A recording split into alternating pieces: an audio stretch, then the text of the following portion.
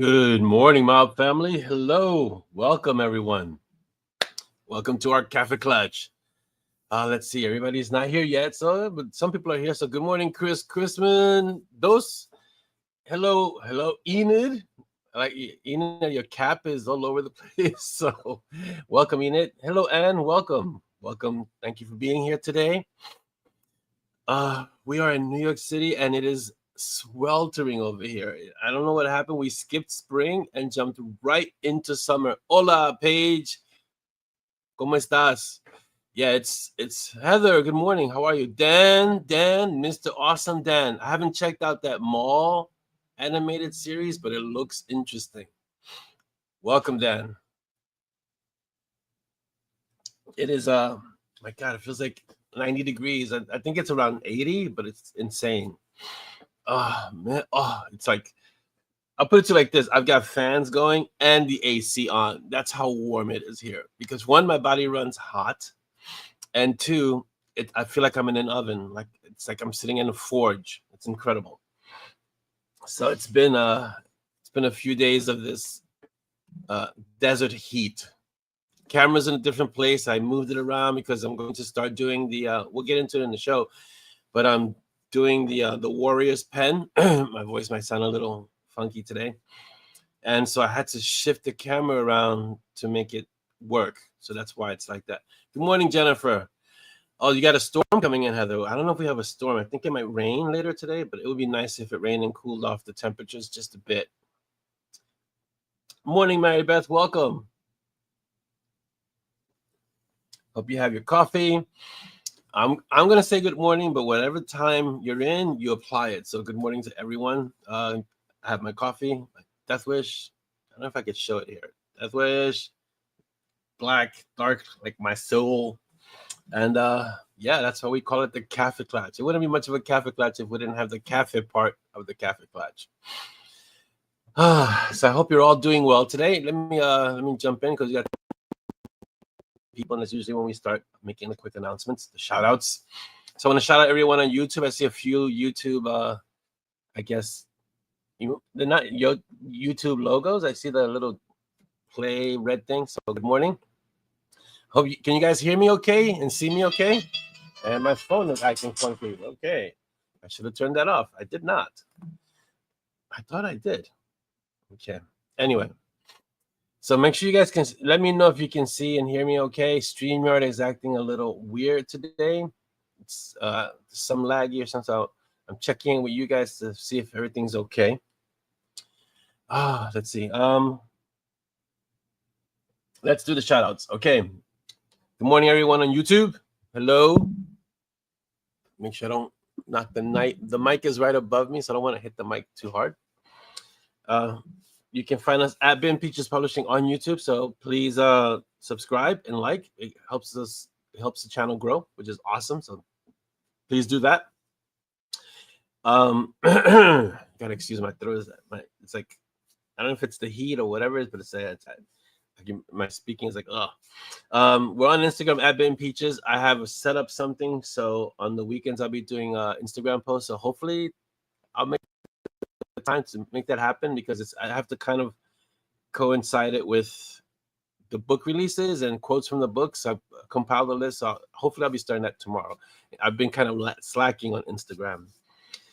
And I haven't been online recently, just basically been staying in the stories. So let's see how this works. Here we go. Let's see how StreamYard is behaving, how fast the link comes up. We can always tell how well StreamYard is doing when you can tell how long the link takes to come up. That's not too bad. It's actually behaving fairly okay. So that's our Instagram page, our Instagram link. So click on that if you don't. Who's that handsome guy in the picture? It must be Chris. So that's our Instagram link. Go there, and you can follow us on Instagram at Ben Peaches. So go there. Also, we have the list. At this point, I can't read names out because it's exploding. Our Patreon is just exploding. So I'm just gonna celebrate all our new patrons. Thank you so much. You guys are incredible. If you're a part of our Patreon, I just want to give you a huge thank you. You guys are amazing. Hello, Marie. Welcome. And it's like for me to read out the names now just gets it, we'd be here just reading out names for the Kaffeeklatsch, which is a good thing to have, right? So like and like Chris is saying, please don't forget to hit like and subscribe on our YouTube and share. Please share the channel. So this is our Patreon page. If you're not part of our Patreon page, I don't know what to tell you. You guys are missing out on so many good stories. I just finished the last story. Here's our link for Patreon. I just finished the last story for the Morgan's Man part assignment number 4. It went up to part 9. So, and it's one that has it's in the dive with Gray and Frank and Cole and Simon, well, Deathless and Peaches. So if you want to read those stories, and there are a lot more stories. The Morgan's Man is very popular, but there's a lot of other stories that are in there. Join the Patreon. It's free. You can just go in there, and I mean, a lot of you guys are probably on the Patreon already, but if you know someone who's not on it, point them to the Patreon. Okay. Don't forget that we have swag. Our Zazzle store. I'm wearing swag today. I haven't worn my hat, my M&S hat in a while. This is our swag. Go to our Zazzle store at M&S, EMANDES, and it's on Zazzle, and get some swag. There's a lot of swag to get. There's a lot of swag that's being made. Just go get some swag. Let's see, what else we got? I think that's it. Oh, Chris, let's do the book, the new author. Let's do that now because, yeah. Jennifer says there's a new story. Who is it? What is it? What is that? I missed it. Oh, update came up for one of my favorite cozy games, Slime Rancher. Oh, I've never heard of Slime Rancher, but it sounds interesting. This is our website. This is our website here. You can visit us at OrlandoASanchez.com. That's the website. It's coming up pretty fast, which is good.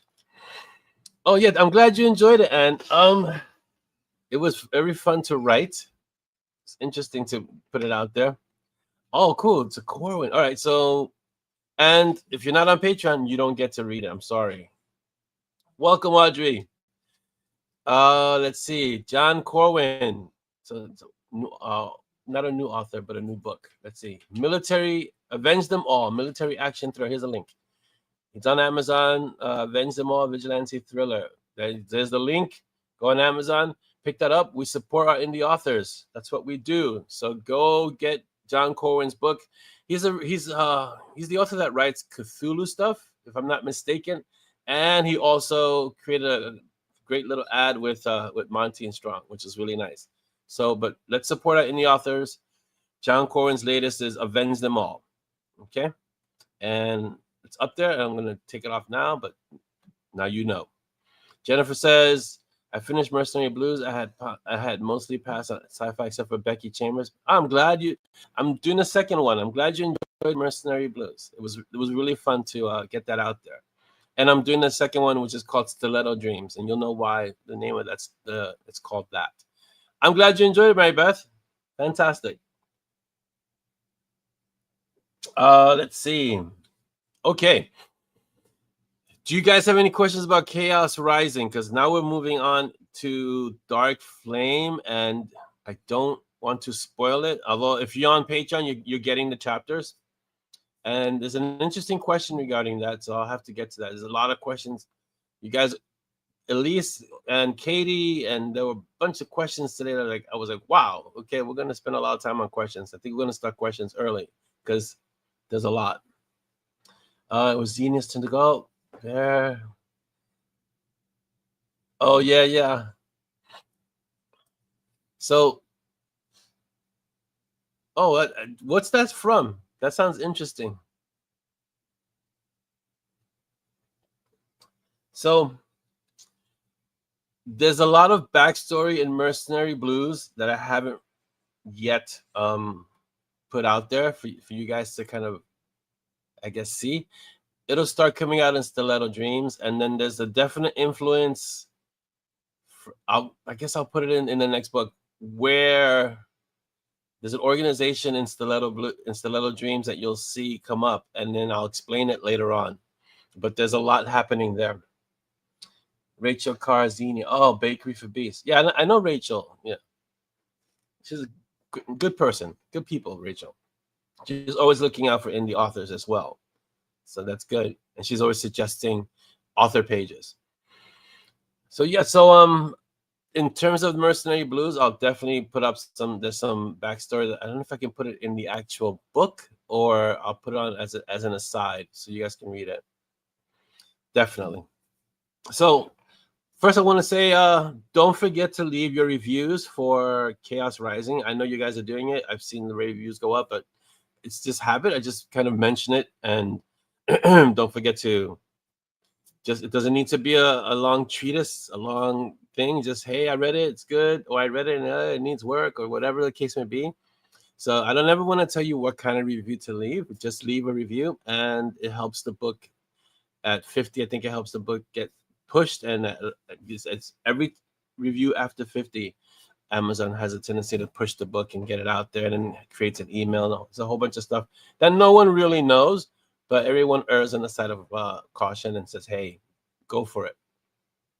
Questions about Chaos Rising. I understand it's a hill hugger / cliffhanger, but there might be some questions regarding Chaos Rising that I'm addressing in Dark Flame. Because if you've been reading the beginning of it, yeah, I had to. It's not really retcon, but I had to kind of explain the differences of the White Heart thing, and you have to understand the first White Heart they encountered was 23 books ago. You're welcome, Chris. Yeah, sometimes even I forget. I'm like, I'll read a book and then I'll finish it, and then I'll say, oh, I gotta leave a review for that, because again, I know what it's like. So you'll read it and then you move on to something else, and then it'll be like a week or two before you say, oh yeah, I should leave that review. Oh, what is the page? Let's see. In the author environment. Oh, yeah, we know about that page. We put it up. We let everyone know. You're not late. It's just, but we got it. We pushed it in the mob too. But yeah, it's always good. And Alex is one of the mob, so we like to push and get the books out there for sure. A woman says justice isn't being served. Yes, definitely. Yeah, it's a Karma's Secret Helper. Yes. I have to be careful with the Zan too. As an author, Chris, authors, if you're, I have to leave the reviews through an app on my phone, the Kindle on my phone. It seems to not be able to connect who I am, because the one time I tried I don't know if that's changed now, but the one time I tried to leave a review on the Zan as me, as an author, it struck it. They took it down because it looks like I'm colluding with the author or whatever it was. That it's like you're doing favors in kind or something. Like authors can't leave reviews for other authors, and so it took my review down. I don't know if that's still the case. They might have changed that, but that's what it was the last time I did it. But when I do it on my phone through the Kindle on my phone, it's not an issue at all, and so I can just leave reviews there. Don, welcome. Good morning. And so that's that's how I do the reviews now. And again, sometimes it's easy, but sometimes it's like it's clunky, and it doesn't, because the Kindle on the phone sometimes acts funky. So that's why.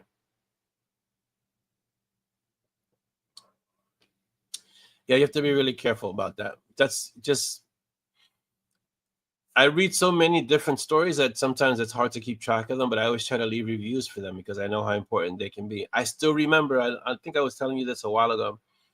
I still remember the day of cold review emails. So you'd set up, you'd look for authors or people who are like well-known readers, and then as a new author, you would send them cold emails. Say, hey, I'm willing to send you my story if you leave me a review and things like that. And that was way, way early in the days of the Spiritual Warriors, way back. And that's basically how you got reviews. You had to kind of ask people for reviews, and it was cold because you didn't know who they were and they didn't know who you were, and maybe they would take a chance and read your story, maybe not. And you did a lot of that until you started getting readers and reviews.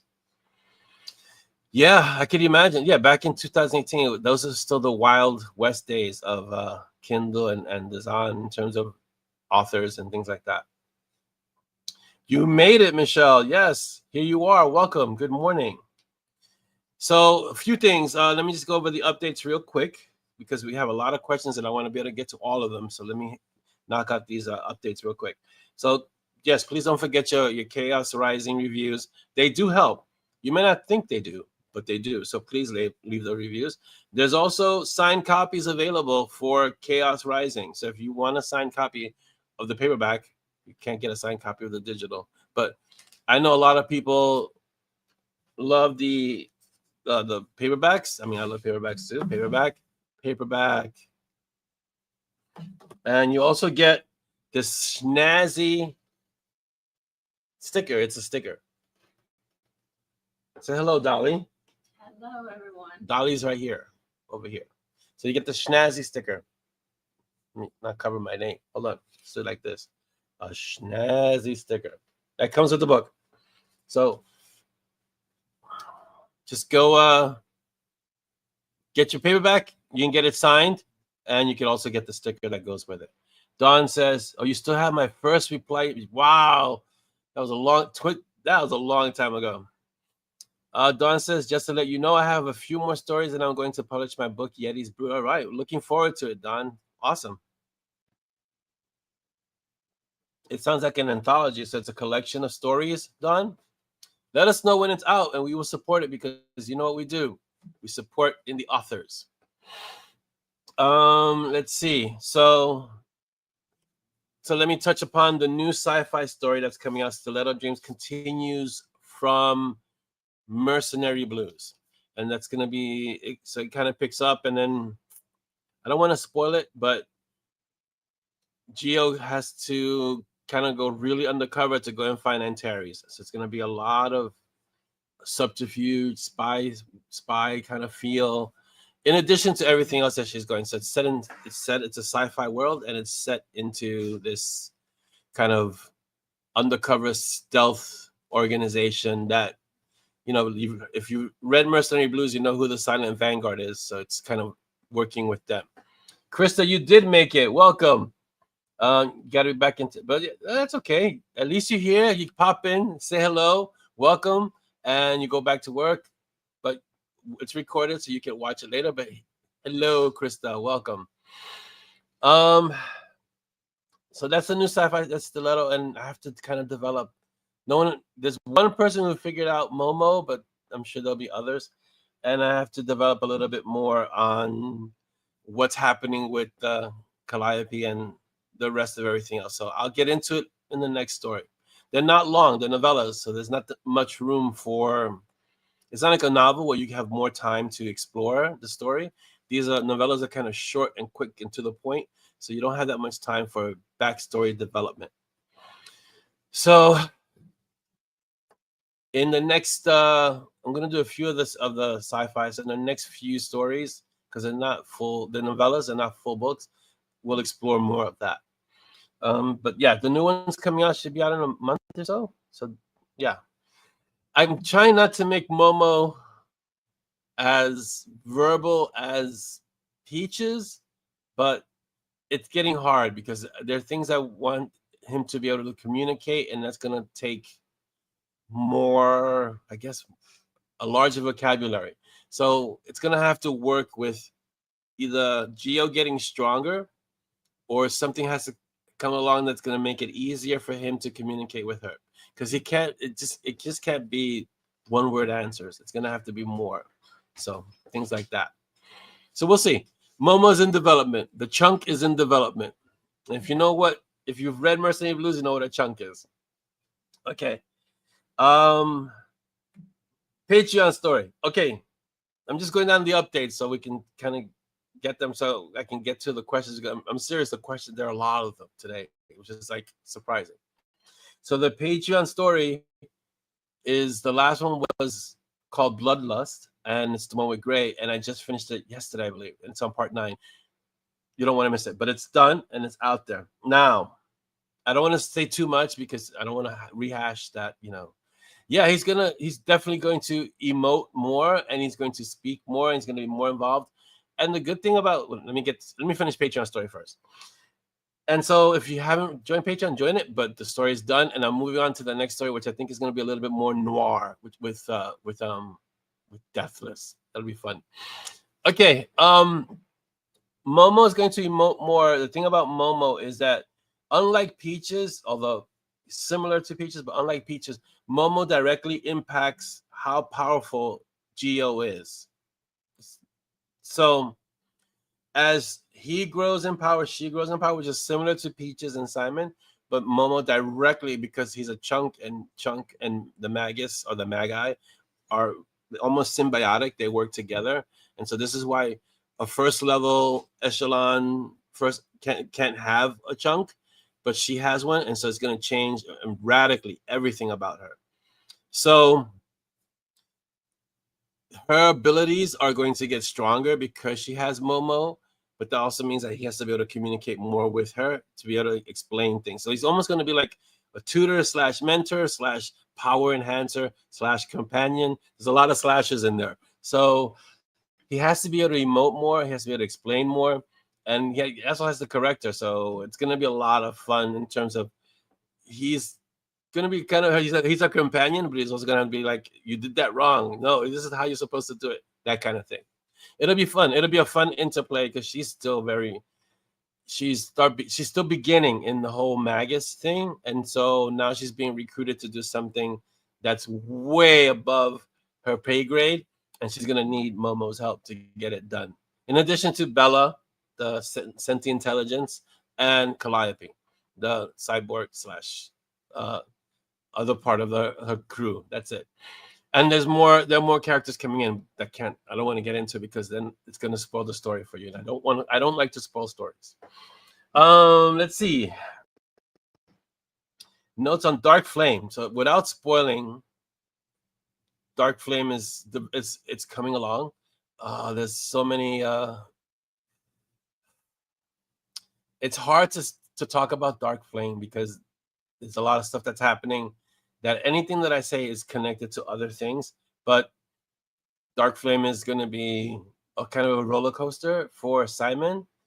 Not so much, I guess I could say for Monty too, but really for Simon, there's a lot that's going to be tested in his life, and he's going to have to start doing a lot of things. And it's like I said before in the last Kaffeeklatsch, it's going to be kind of an inverse role because Simon's going to have to be kind of the responsible one, and Monty's going to be more of the reckless kind of on edge one.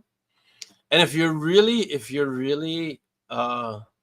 astute, if you're catching it, if you look at the covers of the books of what is it? It's Dark Flame, Dark Mage, Absolution, and Necrosis. I think even Echo of Silence. If you look at the covers, the role reversal is depicted in the clothes that they wear. You'll notice that Simon is wearing more formal wear, more close to a suit, and Monty is kind of like slumming it. He's wearing like a long coat. He's wearing this cool kind of, I don't know even know it's a shirt, but it has like these buckles, and then he looks like a renegade. He's just not wearing a suit. So if you really catch that, you'll see that's a kind of a transition for Monty in terms of like he's going a little on the edge. He's embracing his inner dark mage type thing.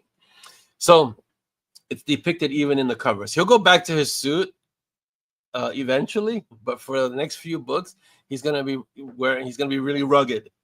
The hair is already there. His hair is already rugged, but you know, the clothing, he's not gonna be in his Zegna type mage form. You know, the uniform of the mage. He's gonna be very much on the edge. Oh no! Did anyone else lose sound?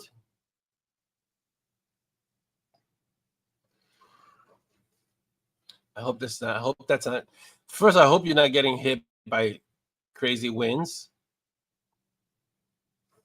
Yes, you know, to see that things that there are clues there that are there, but you know, it's kind of like hiding in plain sight. Let me make sure the mic. Everybody, has anyone else lost sound? Let me know. If you're hearing me, okay, then let me know too. Great, thank you, Jennifer. Thank you, Paige. Chris, see what's going on.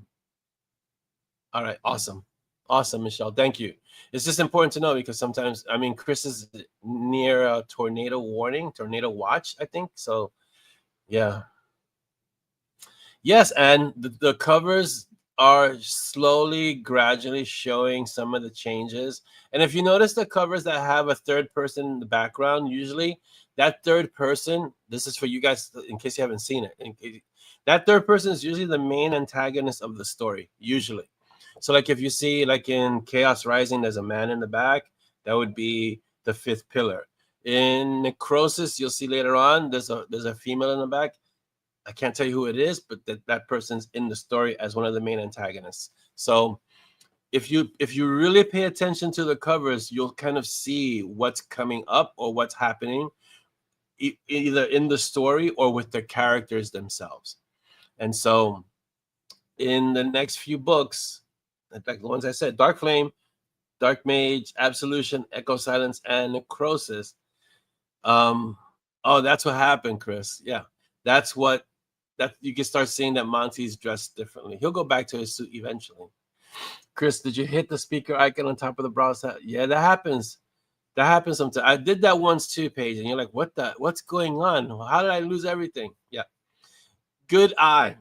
And good eye noticing that, because a lot of people haven't noticed it. I tried to I'm not the one who has to do the cover, but I tell the Range Doctor Design, the people who make the incredible covers that you see. And the last cover I made was Necrosis, which looks amazing. Actually, Echo Silence, they just gave me one of the proposals for that recently, and that looks incredible. But Necrosis is like, whoa.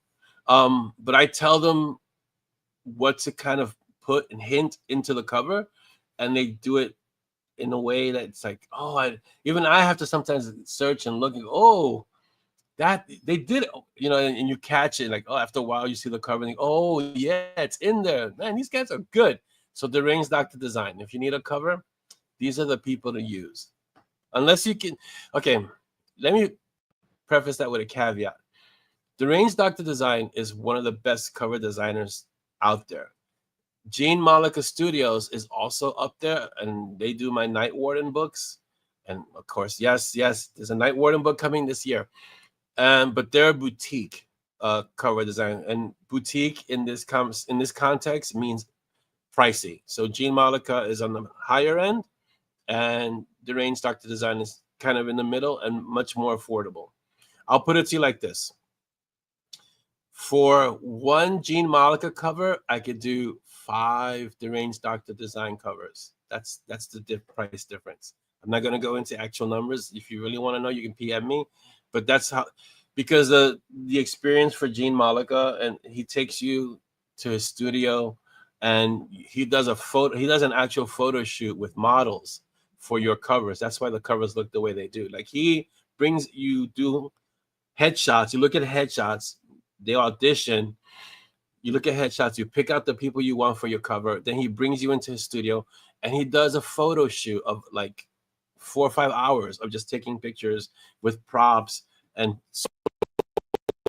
swords and costumes, and I mean, he goes full out. And so that's why the covers look the way they do. Like, if you look at Wander, it's spectacular, and all the Night Warden covers look incredible because of how Gene Malika does that. The Range Doctor Design, I don't know how they do what they do, because they're working with a much more limited method, and they use stock photography, stock models. But for what they do with how they do it, it's incredible, because they just create these amazing covers, and the colors and everything. It's like, wow. So either end, in their own way, they're both amazing. So if you could do Gene Malika, go for it. And I strongly recommend the Range Doctor Design as well if you can't afford a Gene Malika boutique studio. But I wanted to do that at least for one series, and that was for Night Warden. I just have to write more Night Warden books because I have so many covers to do. Yeah, but the Range Doctor Design is insanely good. And so if you see in my books, I make sure to credit them, because one, they should get more work, but two, they should get credit for the incredible work that they do on all the covers. I look at their covers. Some of them are like just great, but some of them are like, wow, you guys really knocked this one out the park. For example, Necrosis, the one that's coming up in like, I don't know, 5 books, is the imagery for Necrosis is what I use for this Kaffeeklatsch, for the questions and things like that. It's that green and yellow. It's insanely. I was just blown away. And the way they make the characters look, it's like it makes you want to write the story right there and then. That's how amazing those covers are.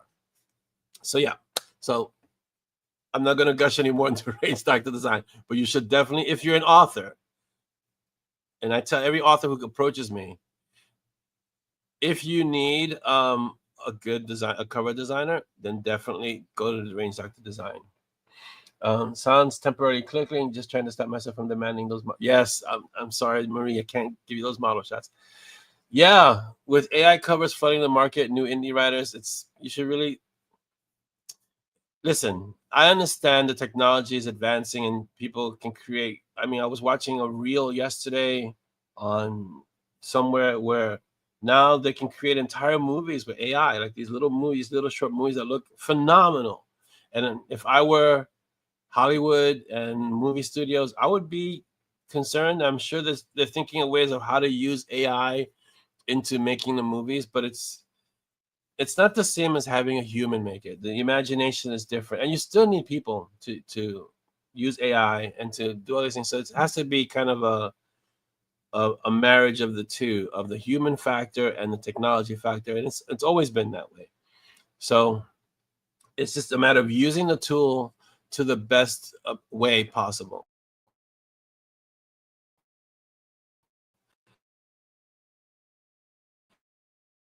Yeah, a lot of it,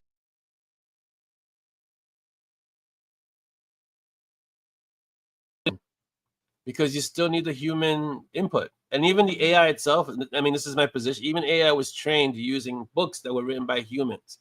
So I don't think it's going to eliminate the actual human factor. You just have to just create really good stories. And you should be doing that anyway as an author. You should be creating really good stories anyway, because that's how your stories get read. So create really good authors. AI won't be able to replicate a human mind. At least I don't think in my lifetime. If it ever gets to that point, we're in a whole different situation. If AI can completely mimic a human, or if it becomes sentient, then we're entering, Terminator territory. So yeah. Um yes, I saw that. I saw that they're going to put, I don't know why it's clicking. It's not, I have nothing clicking over here, so it must be StreamYard acting funky. Um they're gonna put Val Kilmer, AI Val Kilmer, into a movie. Yeah. Oh yeah, I know. Paige, the prompts and in the beginning it was really funky, the AI covers, but now they're getting really good, and if they're making them really, really like what other studios can make, and the factor that you're saying, the financial factor, if you're an author that you're starting out and you know how to use the prompts and you can make it look, because the whole thing is to make it look, it's really interesting. You use AI to make the cover look not AI, which is the whole thing. People want something that doesn't look like it was generated by a computer, that makes it look weird. So if you could use AI to make it look, I guess, not AI, then you're winning as an author, right? And it's not easy. If anyone who's tried to use AI to create art will know that if you're not on point with your prompts, you'll know how much work it is. It's not you can just type in, I want this kind of cover, boom. It doesn't happen like that. It takes a lot of work. So there's, again, the human factor.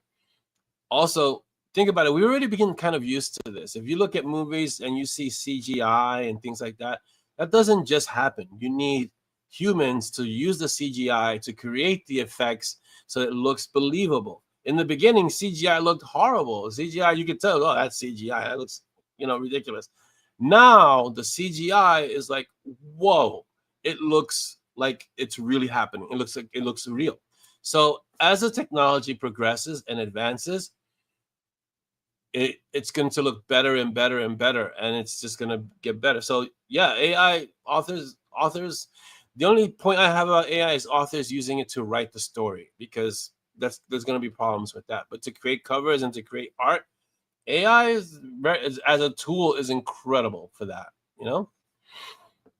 So yeah, AI would, and it goes back to the foundational work of computer graphics, right? Once computers came on to the scene, this was inevitable when you think about it. It was just a matter of, like, if you look at video games now are nowhere. I mean, compare video games now to the 8 pixel that we had to deal with when I was growing up. 8 pixels, 16 pixels, a 1 megabyte game. Oh my God, it was incredible. It was cutting edge. And now you look at a video game, you talk about gigabytes.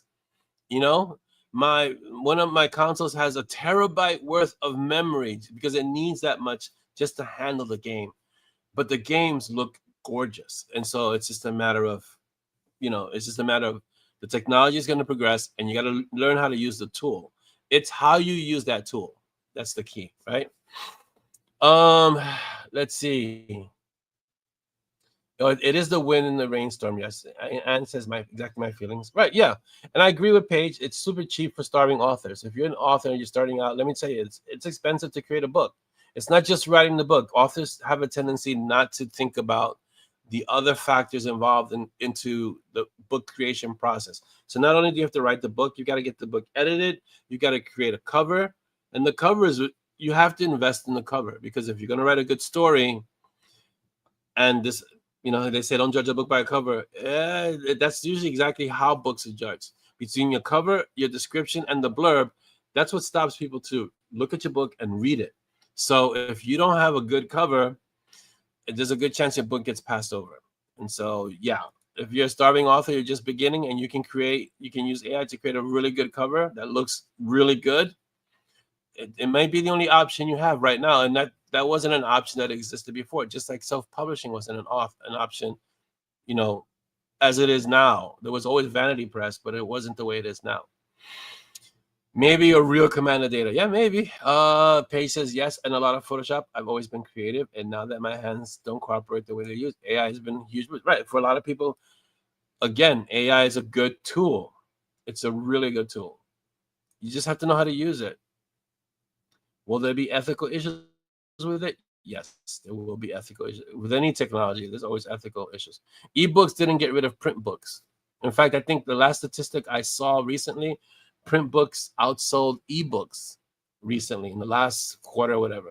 So when ebooks first started coming out, it was the death of all print books. No, it wasn't. It's just another medium. AI, if used the right way, is just another medium. It's just another way to digital art. And digital art has existed as long as there have been computers. It's just that it's now progressed to the point where the technology that's involved can help you create the digital art. That's all. So you just have to know how to use it. The problem comes in when you, and this is for me personally, it's not for everyone. The problem starts when you try to replace the human aspect of something with the technology. That's a whole different thing. You can't ask AI to write you a story that's going to be the same as a person writing a story, because the intelligence part of artificial intelligence is not really intelligent. It's not sentient. It's just going to take from what it has and put it together as best as possible to create a story. When it becomes sentient, we'll have a different conversation. Then it'll be artificial sentience, or it'll just be a sentient, I guess. But to ask AI to write you a story, there's always going to be flaws in there, because it's going to lack the human component. That's it. But in terms of artwork, AI can do a lot better than a lot of digital artists, because it just has that potential.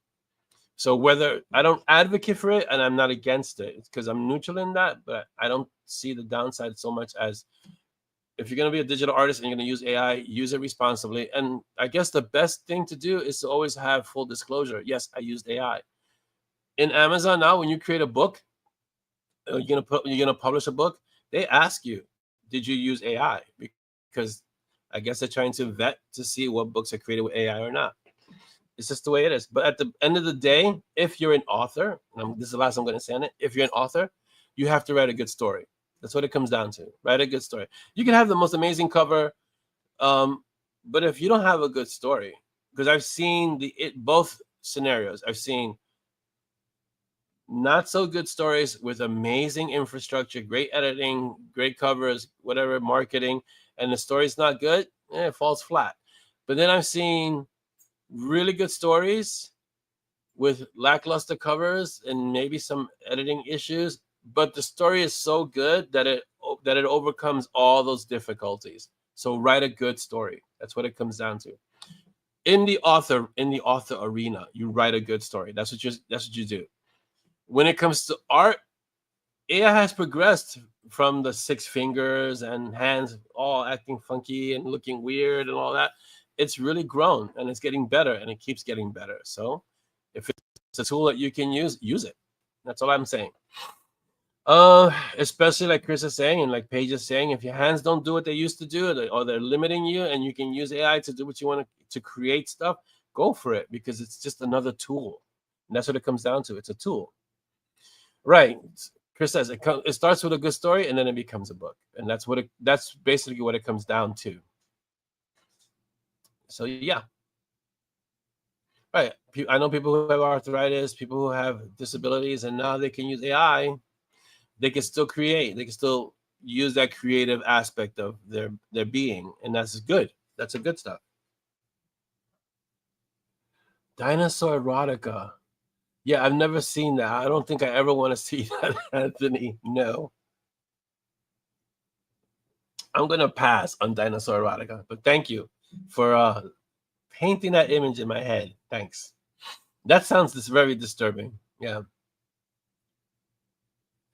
Right. That's the key with any of these disrupting technologies, Chris. Like any of them, not just AI. Any technology that's coming along that's disrupting any industry is remembering that it's a tool, and to use it to its fullest potential, but to always remember it's a tool.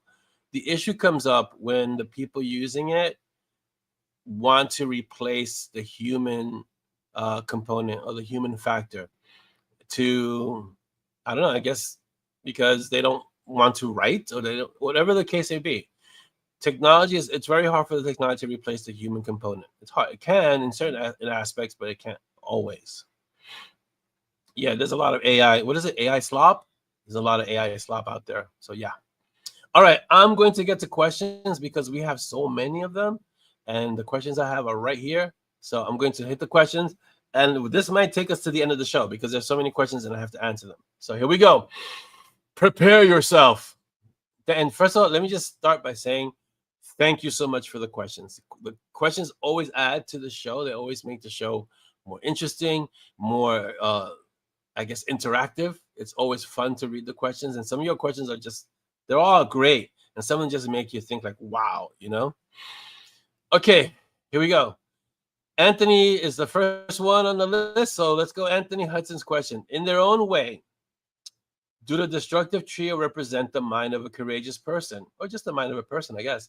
Monty, the superego, Simon, the ego, and Peaches, the id. Wow, I haven't read these questions, so I'm reading these for the first time here live, and I've never considered that, but that's an interesting analysis of the three of them superimposed psychologically. So I have to give that some thought, Anthony. But yeah, that's interesting. That Monty would be the superego, Simon the ego, and Peaches the id. That's good. I can't say yes or no, but I'm going to give that some thought, and I'll get back to you on that one. But I think that's a great kind of way of seeing the terrible trio. Yeah, that's great. I'm going to give that one's going to make me think. I'm going to have to do homework on that one. That's it. That's really insightful. Thanks, Anthony. That's a great question. Now I'm going to have to think on it. Because if I write stories with that structure in place, or analyzing it in that structure, it makes it really interesting. Okay, next question by Audrey, who's I'm guessing you're keeping your streak going, Audrey, even though we had a break. That streak goes on. Okay, Audrey says, if you could have one of the magical powers mentioned in your books, what would it be? Jeez, Audrey, you always hit me with these really, really hard questions. Let's see. If I could have one of the magical powers, I guess I'd be a chronomancer to control time, because that's one of the most powerful of the powers that exists. If you can control time, it doesn't matter what you're facing if you can control time. So I'd be up there with Sid. I'd be a designer with Sid for sure, because it's hard to face something like Sid. Because it doesn't matter what you throw at him, he can just step back in time or step onto another timeline. So definitely, or even accelerate time. And then you'd be really ancient in like a second. and you couldn't fight and do anything. So that would be, I think, the one power I would want. Let's see. That's the first question from Audrey. Next question from Audrey. What movie had an influence on you and your writing? Oh, there's no one movie, not one. My whole childhood influenced my writing. My years of D&D, Star Wars. I guess I grew up at the cusp of like when sci-fi exploded that way. Even though there was sci-fi before Star Wars, but Star Wars really kind of exploded the space opera genre, along with Star Trek. But no one movie had a singular influence. It was really just so many movies, so many. I mean, I kind of grew up just watching some of the best movies that were out there in one of the best eras, I think, of movie making. So yes, definitely, it was just every movie that I watched growing up. And of course, Princess Bride has to be up there because Princess Bride is just a classic. So yeah, but as an influence on me in my writing, that list is way too long to narrow it down to one movie. It's just too many movies for sure. I'm sorry, I can't give you a direct answer on that, but it's just so broad that it's just hard to just say this one movie did it. It's just so many movies and so many creative things. Like D&D is not a movie. D&D is a game, but it's like, yeah. Oh, would I use the hidden hand if given a chance? Yes, now, but no later, as you'll find out more about the hidden hand. But definitely, if I would use it at least once, twice, maybe, for sure. And yeah. Audrey's next question: in what ways, if any, do you personally connect with Simon? The concept or the way of being thrown into a world where you're kind of lost. Definitely, like when you're learning something new or you're in the context of completely not knowing something, I connect with Simon for sure. Being able to kind of deal with difficulties and roll with them, I can connect with Simon with that too, since life is life and you have to learn how to adapt and not lose your mind in the process, which Simon should have lost his a long time ago, considering what he's had to face. But in that regard, I connect with Simon because either you adapt or, life really hits you hard, and life is always going to hit you hard. So you have to learn to adapt. So in that way, I can connect with Simon personally, for sure. I mean, again, I'm drawing from a lot of life experience when I write Simon. So definitely, yeah. Oh, Donna's asking a really good question. Simon, so in your books, we know Simon is not I wouldn't say human, but not entirely human. But you hinted neither is Monty. What book will you release where he is? Oof, that's not even on the list. Sorry, Don. That's like so far ahead that it'll be a while. But yes, eventually we'll get to it for sure. Thank you, Audrey. Those questions were awesome. Thank you. And Anthony, of course. And everyone who gave me questions today. Okay, here we go. Yikes. So this is Elise's first time leaving questions. So Elise Latham Peterson has a whole bunch of questions. She says, thank you very, very much for the Kaffeeklatches. My sister mangles the name. She gets the Kaffeeklatches. So that's a shout out for you, Lee. It's so neat to be able to talk to you and to hear some of your thought processes about your influences, your books, and your writing. You LOL, you ask for questions, you may regret this, with a lot of laughing emojis. Okay, first question. Will the Morgan's Man series be compiled into a book after Simon's 100th contracted task for the Morgan? That would be a favorite. Wow. So to give you a time frame on that, we're only up to assignment number 4. And to get to the 100th one is going to take a long, long time. So it might be that they might be compiled into books after, let's say, every 10 assignments. That might be a strategy. And it might be because those would be enormous books. If you figure we're on the 4th assignment and they're long because assignments have parts. Maybe after the 10th assignment, we'll make a 1 to 10 collection and, 11 to 20 collection, so forth and so on. I don't know exactly, but it would be great to have them compiled into assignments. I can't see one book having all 100 assignments because that would be a tome so big, digital or print. It would be like just so enormous. I couldn't even say. So maybe 1 to 10, then 11 to 20, and so forth and so, et cetera, et cetera. But I also have to kind of run that by the patrons because these are exclusive to Patreon. So I have to see how the patrons would feel about that. I think they would like it, but also it's kind of like the secret thing. Like, this is why I joined Patreon. So I don't know if it would be fair to them. Maybe after a lot of time and a lot of other assignments are out, then maybe release them slowly so that other people can get to them, because not everyone can join Patreon, and I understand that too. So it's to be determined, Elise. Next question. Will we get more stories about Bug and the Gatekeepers? Of course, we're going to get more stories about Bug and the Gatekeepers. How can we not? It's Bug. Bug is like up there with all the characters. Bug is one of the most awesome characters. If Bug is so awesome that in the second book, she took over the series more than Porter. She was like, I'm going to write, this book is mine now. And we had to create the way of Bug. Put it that way. So yeah, she's going to get more characters. She's going to get more stories because she's an amazing character. Next question. Will we see more of Coda in future? Yes, in future Night Warden stories. The next story has to deal with Coda. So, and her growth. If you remember Shadow Strut, how she left off, then you'll understand the next story is about Coda. Yeah. We'll talk later, Chris, because it sounds like something we should discuss. All right. Next question. So yes, you're definitely going to see more of Coda. Now, another question from Elise. Why do you robustify the chapters of the M&S books? Not that I'm not complaining. Doesn't that take away from purchasing the book? Just curious. Going into the infrastructure of Patreon, patrons at a certain tier get the book no matter what, because they're contributing to the Patreon, right? So it doesn't take away from purchasing the book. The robustifying, and I've chosen to release and reveal the robustifying so that people who can kind of see, you get like the behind the scenes of how the book changes. So you'll see a chapter and then you'll see the robustified version of it, and you'll see, oh, he changed this, he added this, he modified this. So you kind of see how the book evolves. A lot of people you don't always get to see that in a book. You get the finished product, and maybe you'll get some edited, excerpts, but you don't get to see how the book evolves. And I wanted to kind of share how a book grows and changes as it's being written. So that's why you'll see chapter 1, and then you'll see chapter 1 robustified, and you'll see so many things have been added, modified, changed, and removed. And so does it take away from the purchasing of the books? No, I don't think it does, because one, the patrons who are at the tier who see all that, they get the book anyway as part of their tier.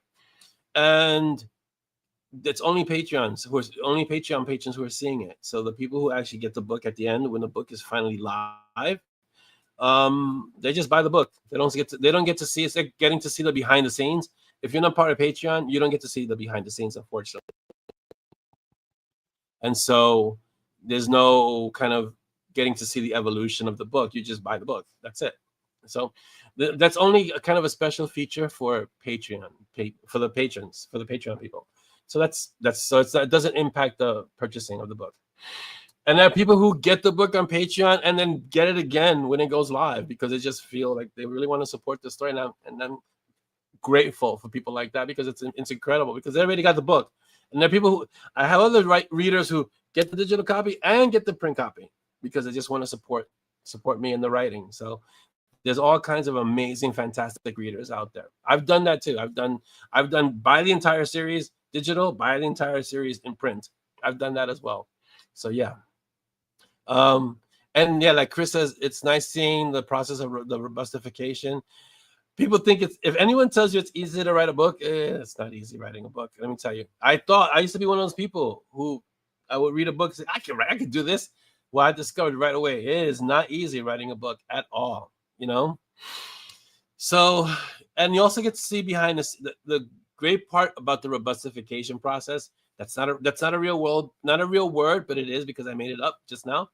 But the robustification process helps you kind of see how a book is written and what goes on in the mind of that particular author, and what ideas make it and what ideas don't make it. And so it's a lot of fun to kind of see, oh, that's changed and that grew and he expanded on that, and she changed this. And so you get to see that aspect of the author's work, which is Not often. You don't often get to see that. And unless you get to actually speak to an author, like maybe at a conference or something, you won't ever get that information, you know?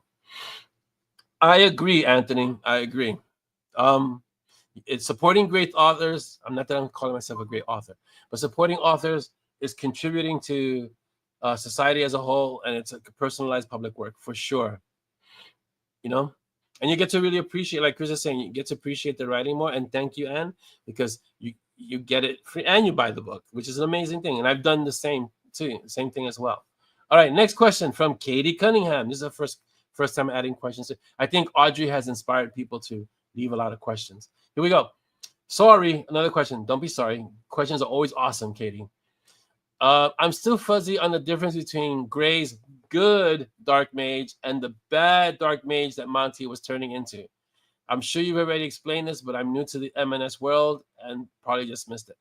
Well, it's not really good or bad in terms of the magic in the M&S universe. As Monty has explained, magic is neutral, and how you use it is what determines whether it's good or bad. The problem with, well, I want to say the problem. So the situation or the context with Gray's being a dark mage, he became a dark mage when he used magic in a way that was predominantly selfish. He wanted to bring someone back, and he used an entropic dissolution that created it was a wreck and impacted him to such a degree that it was starting to kill him. And so it wasn't that he was good or bad. He just stepped into a cast that he shouldn't have done. Monty becoming dark mage, in quote, is that he's a light mage for general purposes. And if he steps into using casts that would go against his belief system, it would turn him to using casts that are dangerous, detrimental, and would risk not only his life, but the lives of the people around him, which is why he needs to stay away from certain casts. And so mages that start entering moral gray areas become dark mages only, and the dark in that dark mage is only because the consequences of the casts, they give no regards for the concept. It's basically, I'm gonna do what I'm gonna do, and I don't care who it hurts or kills or maims or whatever. I'm gonna do what I need to do. So it's not that the magic is evil, or bad. It's that their actions and the power that they're using to carry out these actions become viewed as evil actions because they're not caring for the world or the people around them or the people close to them. That's why it's considered a dark mage, a bad dark mage. You can't have a good or a bad dark mage. You just can have a dark mage or a light mage. The dark mage that Gray, the title dark mage, is because of what he did in the past, and you can't erase that. So he ends up staying as a dark mage. And that's also why he doesn't really cast very often, because it's the cost of what happened and how it affects him. And the reason that he had to bond to Izanami is because of that cast. And that made him a dark mage. And he's still a dark mage, but he doesn't use his magic to the degree where a regular dark mage would use it. Yeah. Yeah, magic is like a nuclear power. It can be used for, it's like fire. Fire can use on a cold day, fire is good. If it burns down your house, it's not so good. So the fire is the same, right? This is how it's being used. But beware the dark side, anger, fear, aggression, the dark side of the force. There are they, and easily they flow. Yeah, it's Yoda, and it's there. So what happens is that the more you use the darker aspects of casting of magic, the easier it gets, and the more you become morally gray. No pun intended. Another question for Katie. I hope that answers Katie's question. If you're still not clear, Katie, send me a PM. I will try and answer it even more in depth, because it's a really deep subject about Gray being a good dark mage and Monty being a bad dark mage, but he's not really a bad dark mage. But what a dark mage is, really, the question is, what's a light mage and what's a dark mage, and what are the differences? If you really need that more explained, then you have to. I'll explain it for you. And it's really, Anne kind of encapsulates it there. It's the intent behind the use of the magic, and everything has a cost, and you have to be willing to pay the cost.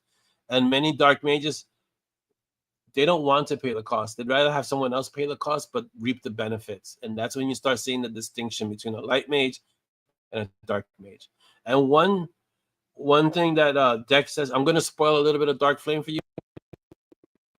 But one thing that Dex says to Simon in the current story in Dark Flame is that, because Simon is saying, how am I going to sell that I'm going to the dark side, that I'm going to be dark, because that's part of the story. And then Dex says, you have a hellhound. And Simon goes, so? And what do you mean I have a hellhound? No self-respect. And so Dex says, no self-respecting light mage would bond to a hellhound. And then it takes Simon a while, because Simon is still Simon. And he goes, what do you mean? Oh, I get it. Yeah, hellhounds are considered inherently dark. And so it's things like that. The intent, the purpose, the imagery, what would be considered dark or not, things like that.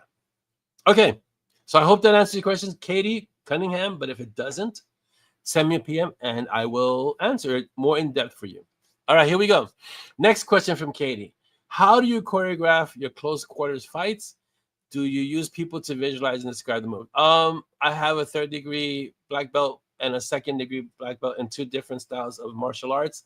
So it's actually very easy for me to choreograph them. I also have an extensive visual library of movies that I've seen throughout my whole life.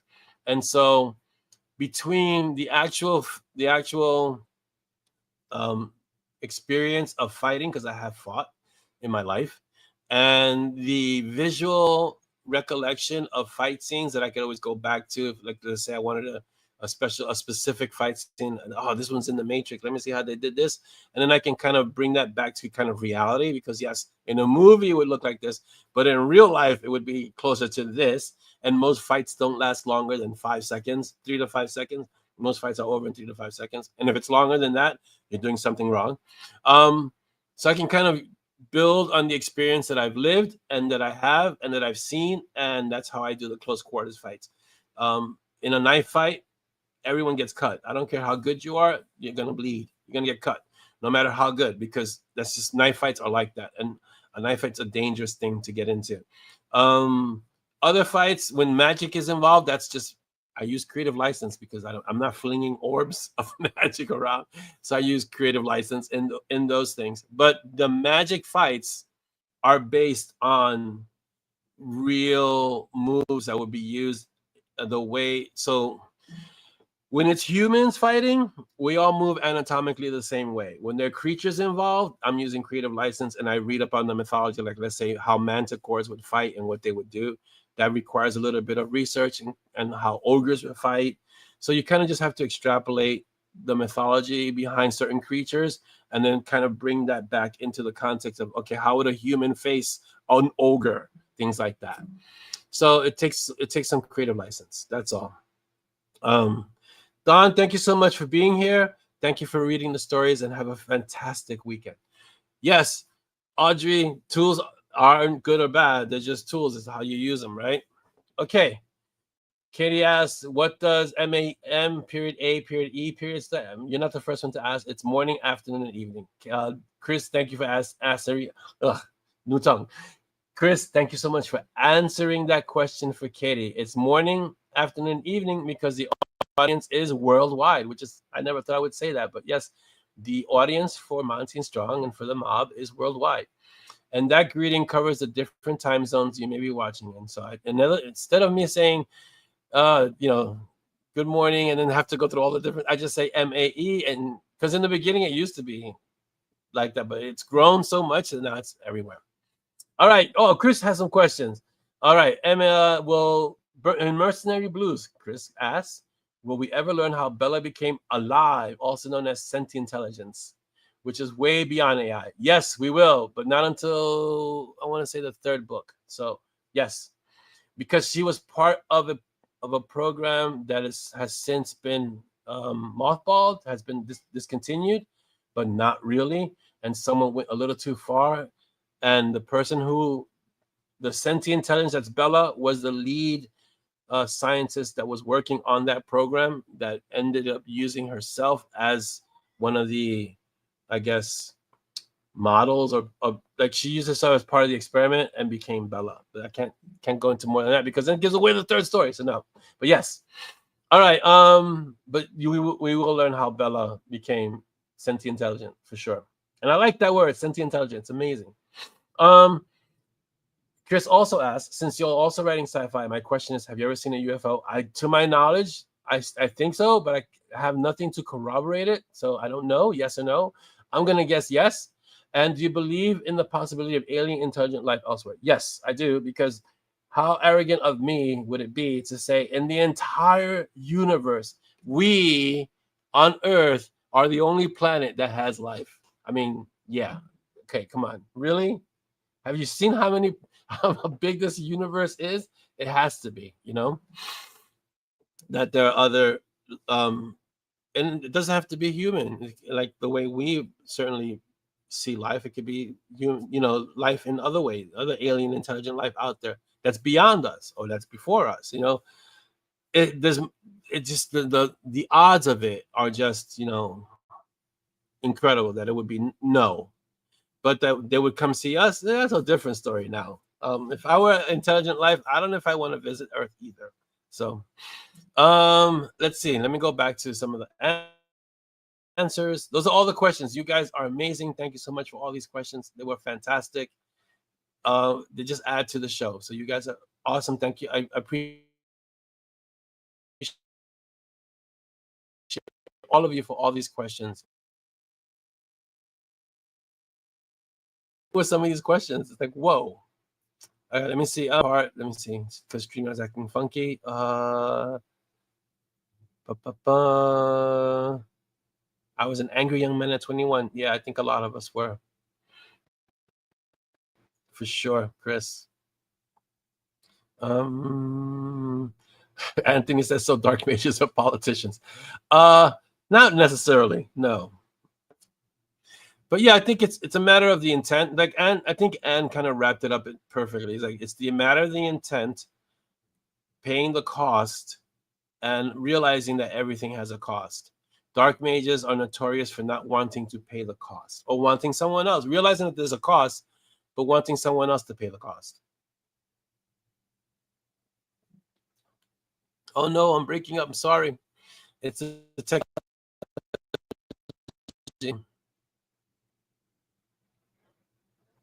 Is everyone else okay? Or am I breaking up for everyone?